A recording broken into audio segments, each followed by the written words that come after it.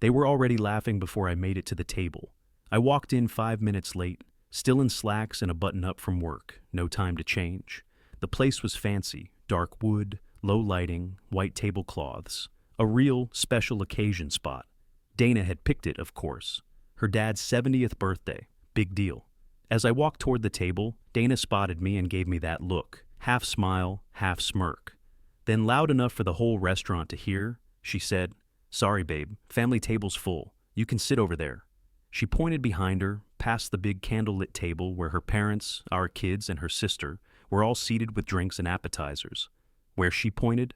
A metal folding chair, stuck by the kitchen door next to the bus cart and a trash bin. The laughter came right after. Her dad chuckled. Her mom sipped her wine and said something under her breath I couldn't hear. Jenna gave me that same practiced eye roll she'd had since she was a teenager.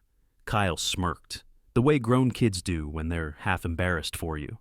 I stood there like a statue.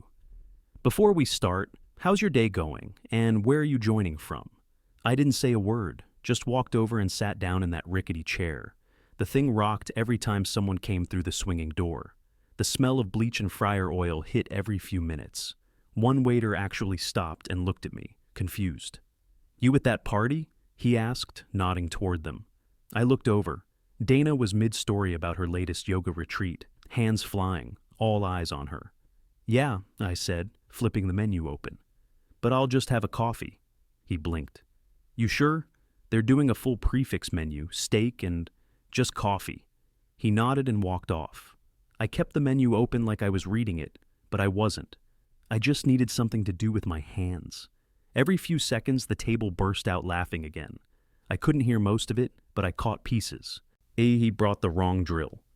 Remember when he tried to fix the sink? Should have called a real handyman. They weren't even whispering. I sat back, folded the menu shut, and sipped my coffee. Bitter, burnt, fitting. The first time I realized I was more of a tool than a husband was probably year 3. Dana's dad had just bought a fixer-upper down in Norfolk. He called me, not Dana, me, to come hang shelves, patch drywall, and install ceiling fans in July heat with no AC. I did it, sweating through 2 shirts while he stood around with a beer, pointing out every crooked angle. "Can't even hang a proper shelf, huh?" he said, watching me measure. "You sure you're not just pretending to be a man?" I laughed it off. Like an idiot. That kind of thing never really stopped. Dana's family was close, but not in a warm way. More like a pack of wolves. You either held your own or got picked apart. They did holidays like military operations. Color-coded gift bags, planned menus down to the brand of crackers. I was told when to show up and how much to Venmo. Dana handled the planning. Her mom handled the judging. "You know," her mom said once while we were setting the table for Easter, "Dana could have married that lawyer. You remember Craig, right? Full ride to Duke. Now, that was a driven man. I was carrying a damn ham platter. She didn't even look up. Kyle and Jenna grew up in that world. I guess I shouldn't be surprised how they turned out. They never called me dad, not once after middle school. It was always, "Hey," or "Can you take me to practice?" I showed up, always, picked them up, fixed their bikes, helped with math even though I sucked at it. Dana handled the birthday parties, the parent-teacher stuff, college apps. I was just the ride in the wallet. Sometimes I'd ask to help more, just to be included. Dana would smile like I was slow. "I've got it, Tom. You just make it more complicated." She said that every Christmas, every vacation, every goddamn time I offered. I'd go to work, come home, and get a to-do list. Light bulbs, dry cleaning, car inspections, tax prep, oil changes for her dad's truck. I paid every bill on time, never missed a mortgage payment. I even took a second job for 2 years to help, when Jenna wanted to go to that private college out of state. No one said thank you. That became the pattern. I once took the whole family to Myrtle Beach, rented a condo, drove the whole way, covered everything. Dana complained the towels were rough. Her dad asked if I used points to pay for it, like some cheap bastard. Kyle broke a rented paddleboard and said, "Well, Dad's rich, he'll fix it." They all laughed, even Dana. I just stared at the ocean and swallowed it down, like always. I wasn't a husband, I wasn't a father. I was the guy behind the curtain, pulling ropes to make the show run. But nobody clapped. Hell, most days they barely looked my way. And when they did, it was just to ask what I was fixing next. I kept my eyes on the coffee, but my hands were in my bag. I'd brought gifts, small things, nothing flashy. I'd planned it on my lunch breaks all week. I got up and walked to their table. No one stopped talking. Dana barely glanced at me. "Happy birthday," I said, sliding a little box across to her dad. "Engraved pen, thought you might like it for your desk." He opened it halfway, squinted, then set it by his plate without a word. I handed Dana's mom a bag. "A Cabernet you liked last Christmas." She pulled the bottle out, forced a smile. "Oh, thanks, Tom." She leaned it against her chair leg and went right back to her salad. For Kyle and Jenna, I had phone accessories, new wireless chargers. They each opened their bags, muttered thanks, and went back to scrolling. Jenna left hers on the bread plate. I swallowed the heat rising in my throat. "So, Kyle, how's the new house?" He didn't look up. "Fine." "Jenna, you still working for that firm?" "Yeah." She flicked at her screen. Nobody asked me a damn thing. Dana laughed loud at something her sister said, then turned to me. "You know, Dad still tells the story about you trying to fix the patio steps. Remember that, hun?" Her dad chuckled. "Man starts a little side business and thinks he's a contractor. How's that going anyway?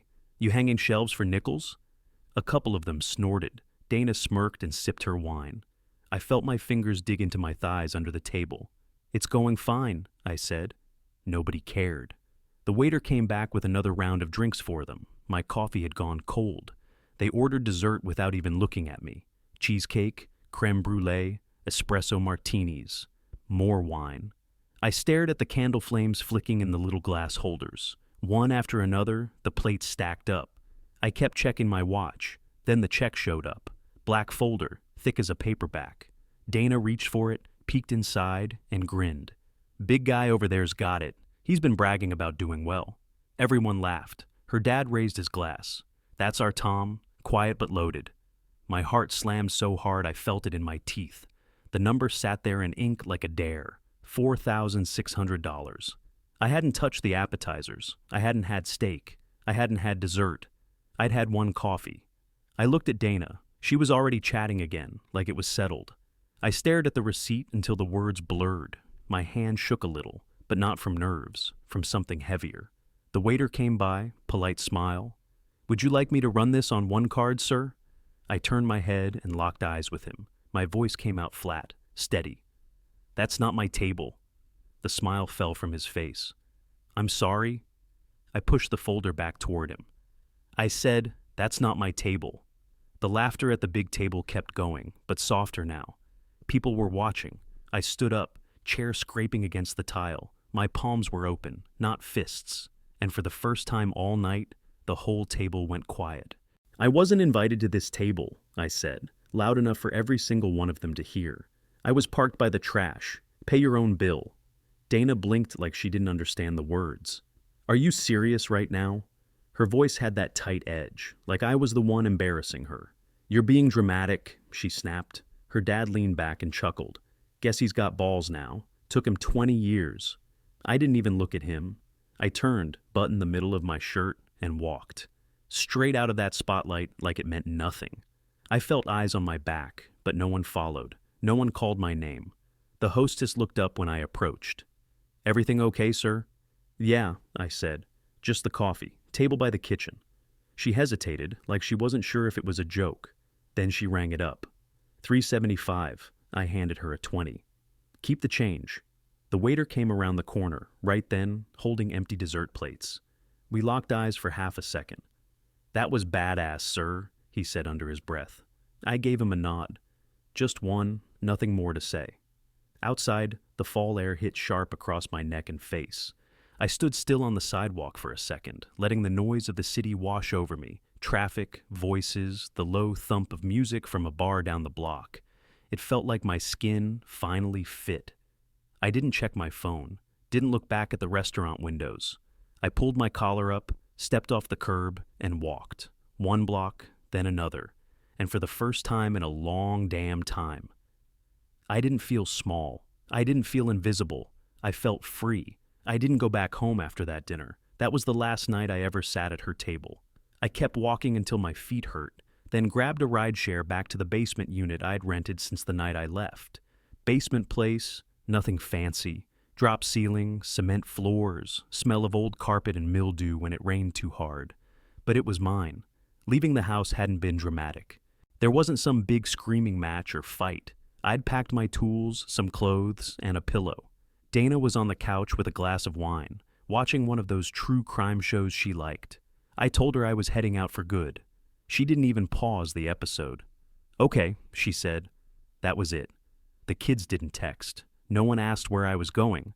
I spent the first month in that basement hauling pallets at night and doing odd jobs during the day. Junk removals, toilet leaks, busted drywall, anything that paid. Word started spreading around the neighborhood that I actually showed up on time and didn't screw people over. Then one day, I fixed a busted railing for an old lady who used a walker. She cried when she saw it was level again. Said no one else even called her back.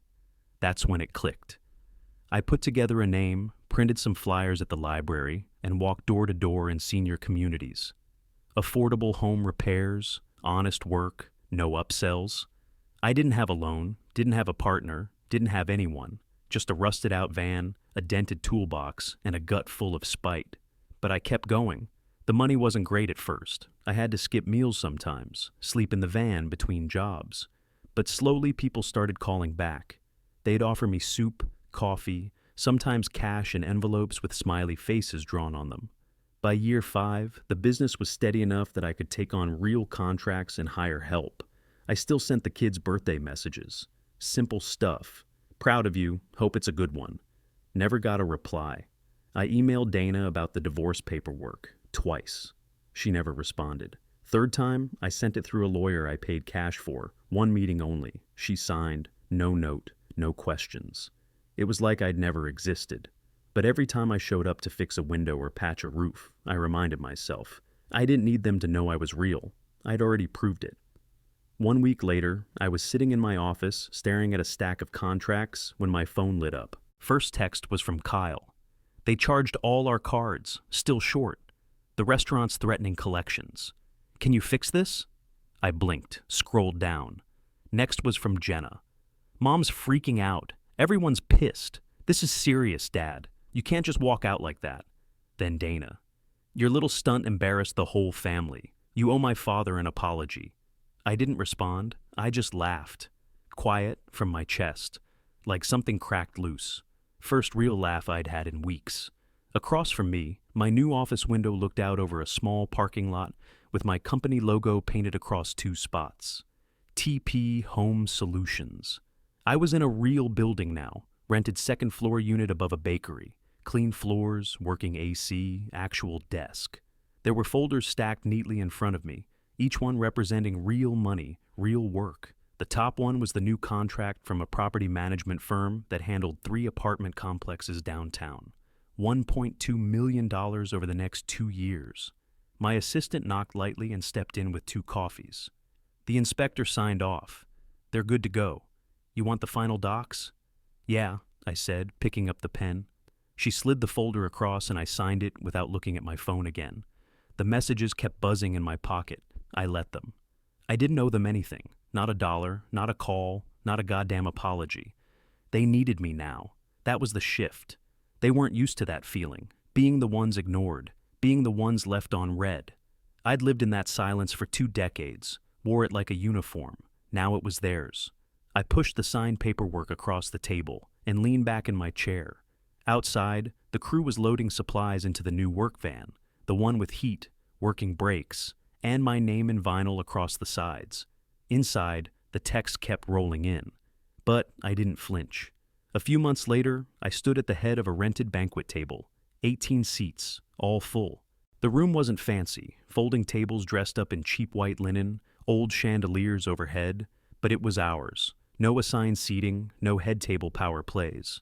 Just people who had busted their asses together. My lead tech, Brian, sat near the end, laughing with our bookkeeper. Across from them was Deb, the first client who ever paid me over $200. Said I was the first guy who didn't treat her like a stupid old lady. And next to her was Chuck, the bar owner who'd let me use his back room for meetings when I couldn't afford an office. He was nursing a scotch and smiling like a proud uncle. No one here asked me to prove myself. They already knew who I was. They'd seen me haul lumber with a fever, seen me show up on Sundays to redo a job I wasn't happy with, seen me cover a crew member's rent out of my own pocket without saying a word. Brian stood up and tapped his glass with a spoon. "Can I say something real quick?" People quieted down. He raised his glass. "To Tom, the guy who built something real and didn't kiss anyone's ass to do it." A few people clapped, some whooped. I didn't smile much, but I lifted my beer in the air and nodded. Later, after the plates were cleared and people were picking at leftover cake, one of our new interns, kid named Eli, barely 20, came over with a soda in hand. "Hey, can I ask you something?" he said, voice low. "Shoot. You ever hear from your old family?" I nodded. "Yeah, they still want to talk." He looked down at his drink, then back at me. "You gonna meet with them?" I took a sip of my beer, set it down slow, and said, "I already gave them my answer. They just didn't like hearing it." He didn't say anything, just nodded once. Someone turned up the music. A few guys started dragging chairs to the sides and clearing space to dance. I stood up, cracked my back, and went to grab another round. The next morning, my phone buzzed with a voicemail. I didn't recognize the number, but I knew the voice before she even said her name. "Hey, our anniversary dinner's next week. Thought maybe you'd come, if you've stopped being so sensitive." That was it. No apology, no question. Just that same Dana tone, like I was the one who never got it. I hit delete and set the phone face down. That night, I showed up at the community center with 2 toolboxes, 3 extension cords, and a box of leftover donuts.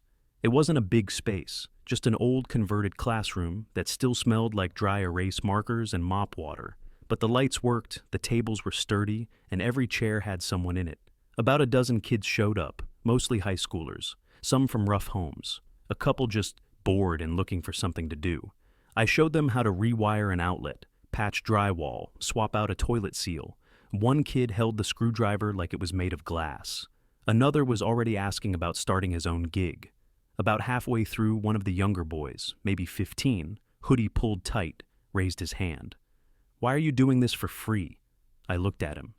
Kid had serious eyes, the kind that had seen too much already. "Because nobody showed me how to build my life," I said. "So I had to figure it out the hard way. You shouldn't have to." He gave a small nod, didn't say anything else, just kept listening. After we wrapped up, I helped stack chairs and unplug cords while the last few kids headed out. The kid in the hoodie walked past me and mumbled a thanks under his breath.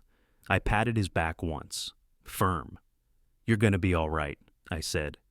He gave a quick nod and jogged out into the night. I followed a few minutes later, locking the doors behind me. Outside, the lot was mostly empty. One flickering light buzzed above the exit. I stepped out under it and let out a long breath. The quiet didn't bother me anymore. It wasn't empty. It was mine. No one got to assign me a seat now, because I built the damn table myself. No chairs by the trash, not anymore.